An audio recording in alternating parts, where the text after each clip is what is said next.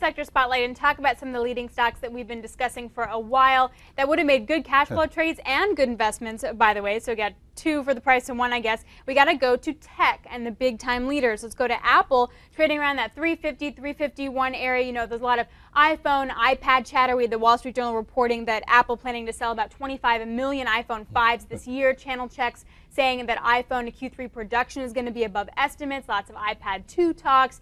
My one question with Apple, though, is this all good news already baked in now at this point? And it's one of the ones that hasn't hit their 52-week highs. Well, at this point, it's been a long channel. And we've talked about Apple as a must-own. If you're an investor, you have to have some of this. And my target that I've said many times is like 400 to 4.25 at some point this year.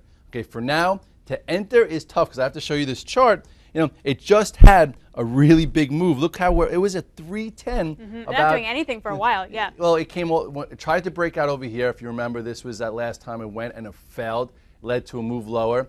This was your calculated entry for day traders, around 337, and now we're through this descending channel, but we're about 30 points higher than the low. So for an investor, I think you sit tight, you see 400 plus as a trader. It's going to be hard around here. Some guys are actually trying to short it versus high because they think it just came a little too far, too fast, but they're not having any success. So sometimes it's easier to be an investor than a trader because your time horizons are different. And we go to Amazon hitting a 52-week high on Wednesday. I mean, this will be the theme for the rest of the stocks we're going to discuss in just a second. Does it still look just as strong? Or does it have some of the pullback worry or shorting worry that Apple does? Well, Amazon actually is at new highs already. This stock only went to, I think, the 100-day, while Apple went to the 200-day, so that's why it went through new highs first, which follows those relative strength rules. If you look at Amazon, you'll see that it's very extended here, and it's, you know, it's hard to buy, obviously, up at this, you know, 214 area. You know, we talked about different entries. One of them is when it broke this descending channel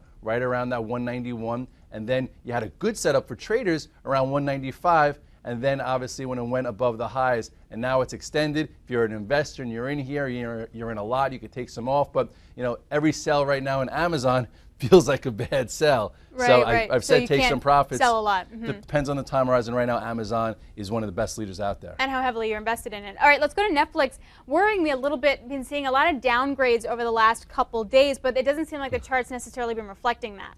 I feel like people are downgrading it every day. Herb from CNBC is always bashing it, and meanwhile it's at new highs. It came out with that news that they were going to expand in Latin America. That pushed it through the 52-week highs. If you look at the chart here, it doesn't show like it's slowing down. I think that this stock could see over 300 at some point. If it does clear this, 292 area, it could happen quick because everyone that's shorting it, everyone's fighting it because there's a huge short interest. They're going to be in trouble. This could happen pretty quick. So same idea, if you're long, you may maybe want to take off if you're heavily invested, but then hold on to that core? Yes. Okay.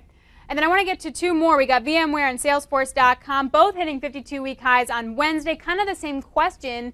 Do you want to sort of take a lot off if you're a lot invested and then wait? And is there a lot of short interest in both of those stocks? Well, those two stocks were the stocks we said are institutional quality. You could own them as investments. And yesterday, besides that, they gave us a cash flow trade. I was here with Deb in the trenches. We talked about VMW and CRM, giving both prices. If you look here first at CRM, it traded through. This was the entry that we talked about, you know, a week ago. And then yesterday, you actually had some cash flow because it opened down, traded through the previous high, gave you some move. You know, I'm actually long a little bit overnight from yesterday. I'd probably sell some for cash flow, but as an investor, look at the size of this long accumulation. It's been about 9 months, and it's just starting to go. So this still looks good, and VMW looks pretty similar, and it also gave us cash flow yesterday. I just want to sort of issue one word of warning, or a few words of warning, I guess, is that summer is usually a seasonally slow period for tech.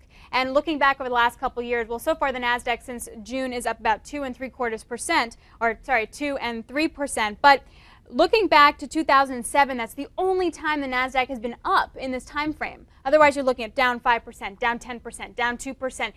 Are investors kind of anticipating a fall rally in tech, and is it too soon, and are we just going to be disappointed now come August when there are no buyers because they're already in the market? Well, a lot of things could happen between now and then, and people were not expecting the size of this move. I wasn't expecting it. Even IBD, I tout the newspaper, and I'm not going to give them a hard time, but on June 21st, when they could have put us back in a confirmed uptrend that would have helped a lot of people hold stocks, they said, you know what, it usually doesn't happen in June. the summer's usually slow. Let's Right. not accumulate these stocks. Let's wait. And they waited till Friday to put us back in a confirmed rally. And this is after a lot of stocks already went. So it's been a tricky time for everyone. That's why I say if you want to take some profits and you want to feel comfortable, fine. If you don't feel like chasing this move because you think it could come back, okay. Do what's best for you, but there's been a lot of action and it's hard to ignore. All right, fair enough. I'll take that. All right, we'll be right back with your stock picks for Thursday right after this.